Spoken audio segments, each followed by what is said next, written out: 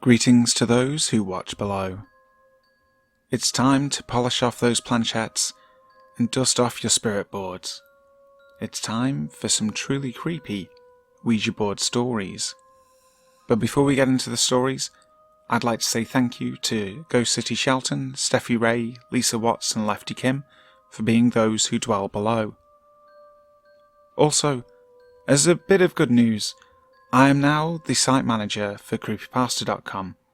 It's my job to ensure that only the best and most terrifying horror stories are published on the site, so please make sure to check it out. Now, on with the stories. Crying with Ouija Boards by Rynodeltoro. So, about 3 years ago, me and some friends got really interested with playing with the Ouija board. Must have done it about 30 times throughout 6 months. We experienced a lot of creepy things, but one particular session stuck out from the rest. It would also be our last time playing with it. It was about 11 o'clock at night during the summer, and we decided to bust out the Ouija board for some cheap scares and excitement. We decided to go to our high school, a place we've played before on a few occasions, and where we get a lot of activity in contrast to other spots we go to. So we start playing at a bench just off the quad area at the school. We ask what's its name, age, and if it was male or female. These are our typical questions that we start off with. The name was just some gibberish, which we get a lot of, but answered 7 and yes to girl on age and gender. We ask another question, and it stops responding. We sit there for about a minute, with it only budging a little bit on the questions we ask. Now, I start to stare off a little, and my eyes are focused in this one location, which I can't get myself to look away from. All of a sudden, I start bursting out into tears. I'm a big guy, and at the time I was on the football team, so I usually don't cry often. I couldn't control myself, and when I'd stop crying momentarily, I couldn't breathe. Then, I'd gasp for air when I could, and continue to cry. The weird thing is, I didn't feel any emotion. I was just confused and crying, while my 2 other friends looked at me with puzzled and freaked out faces. After about 5 minutes, I'm able to stop crying, and we decide to say goodbye and leave. But that was only the beginning. We get into the car very frazzled, and I still haven't said anything since we left, because honestly, I didn't know what to say. We were all just very freaked out. We left in a hurry, so I say, check the board, something's wrong with the board. My friend in the back seat is sitting next to the board, and he opens it up, and everything's upside down. So we put it back in order and start driving away. We all start talking about what just happened, and about 5 minutes down the road, my friend in the back street starts hysterically crying. It was awful to hear. He was screaming and telling us that she's angry and we did something wrong. So he's crying now, on and off for about 15 minutes, randomly yelling stuff at us as we try and figure out what to do and where to go. We all decide to go stay at our buddy's house, the one that was driving and wasn't crying. My friend in the back seat finally calmed down, and we go to pull over so my other friend can call his aunt to see if we could spend the night. Ironically, my friend decided to pull over near the graveyard. My friend in the back seat says, "Look over there," and we both look over at the graveyard and start crying simultaneously. We are yelling at our friend to go and leave, but he's just casually on the phone with his aunt. So, as we're finally leaving the graveyard, we turn on the radio to try and ease the mood. As soon as it turns on, the first thing we hear is, "I kissed a girl and I liked it." This was the first time any of us heard that song, and we all thought it was a guy singing. We all burst out into laughter, but a very odd laughter, almost demonic sounding from what our friend who was driving said. But it did the trick, and we felt everything lighten up, and nothing more came of it. The next week following, me and my friend who were crying would have panic attacks if we thought about the experience, which was the first time for me experiencing panic attacks. It was just an overall very scary experience. We didn't know what was going on, and didn't know if we got possessed, or if this thing was going to be with us for more than that night. Me and my friend both feel that whatever was with us that night still lingers with us, but also feel that it left when we were at the graveyard. But all this could just be in our heads, for all we know.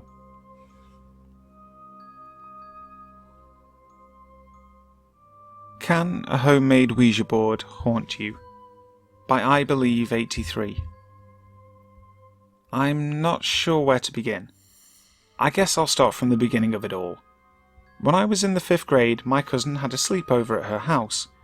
It was the usual thing of a bunch of little girls screaming and having a good time. However, when my cousin's stepsister made the comment about making a Ouija board, I became very uncomfortable.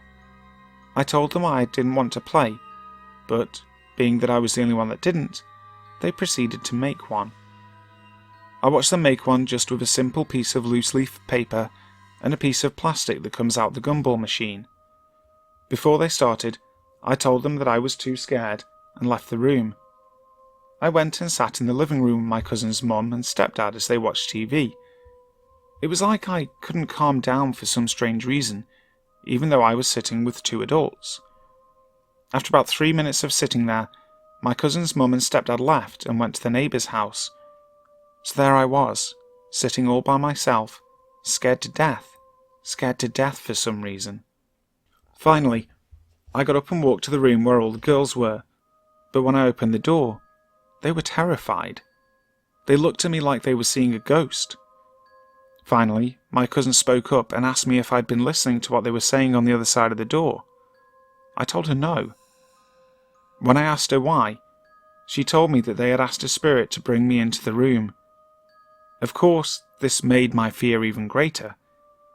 Being that everyone was officially scared, they agreed with me when I said that we should tear the board apart and throw it in the yard.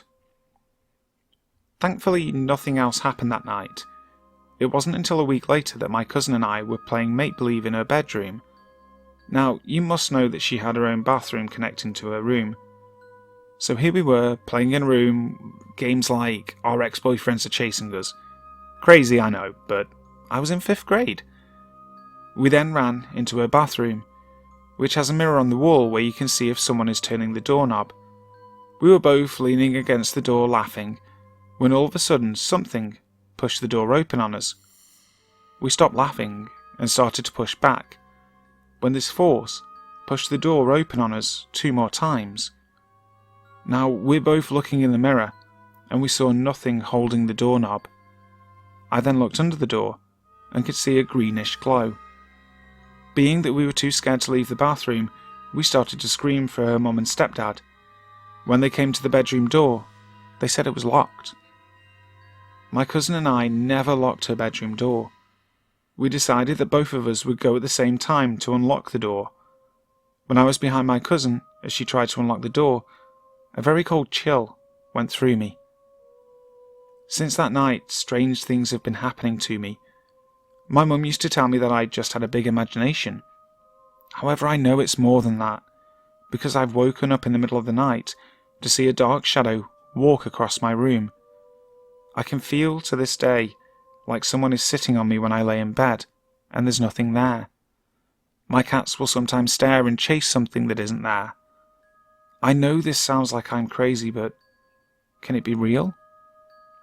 I've been reading a lot of articles about Ouija boards, and almost every one of them say that you have to say goodbye to end everything. Could I be the one that is primarily haunted, because I told them to rip apart the homemade Ouija board, without saying goodbye?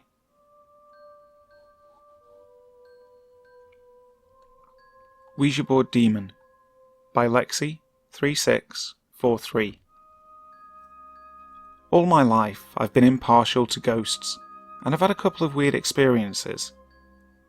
So I grew up in Bristol in the UK. My twin sister is a Wiccan, and we have both experienced ghosts. When we turned about 16 or 17, we both started going on ghost hunts.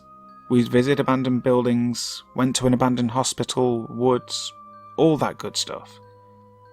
It wasn't long before we started using Ouija boards. We were both very experienced, and we know how to use them safely, and used our board for a good 2 years without problems. But then, my sister moved to Bath, and we decided to use the Ouija board at her new house. That's when we encountered a ghost called Faye. At first, we kept getting this ghost in my sister's house, and we couldn't talk to anyone else. She told us a few weird things, like there were other entities in the house. But then, while in Bath, we contacted a demonic entity. He wouldn't tell us his name, but he knew stuff, and that's when we realised that he had been pretending to be Faye. It was very strange. We kept getting this demon. He started drawing a figure of 8 on the board and trying to freak us out, but then he started spelling my name, over and over. He'd state that he loved me and blah blah. Whenever we used the board, we would always get him, and he would always ask for me. Which I never really understood or even cared for, to be fair. Now, I just wanted to point out, me and my sister were very sensible. We never asked him stupid questions like asking about death or our futures or anything like that. At first, I didn't really even believe that he was a demon, because nothing really happened. I just ignored it and didn't pay attention to it.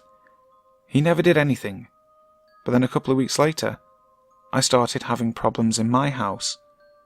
I lived in Plymouth at this point, and would see entities in my room. I would feel dark energy all around me, especially when I was going to sleep.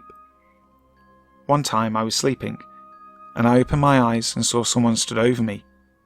I thought there was somebody in my room, and tried to punch them, but I went right through them and landed on the floor. I could feel their dark energy still, and it was starting to creep me out.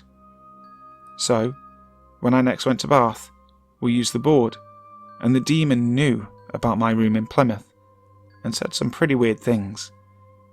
We cleansed the board, cleansed my room, and then destroyed the board, and thankfully, I've not had any more problems.